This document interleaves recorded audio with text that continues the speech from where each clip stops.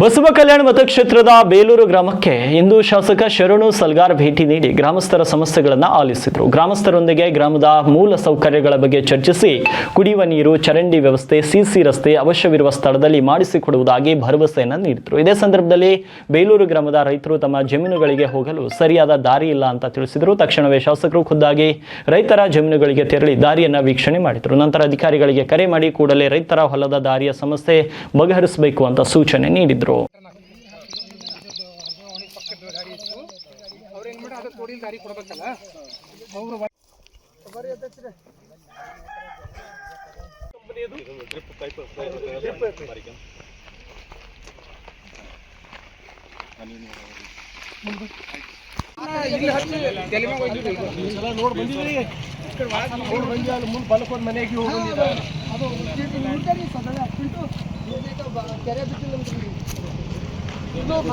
problem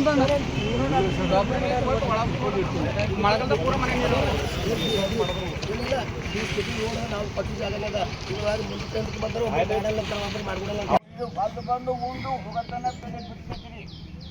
ಜನ್ಮ ನೋಡಿ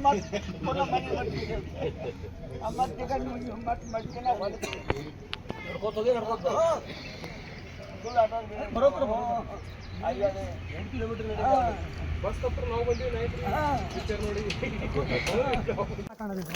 ಸಾಹೇಬಂಡಗಿ ರಾಜಪ್ಪನ ಕಬ್ಬ ಸರ್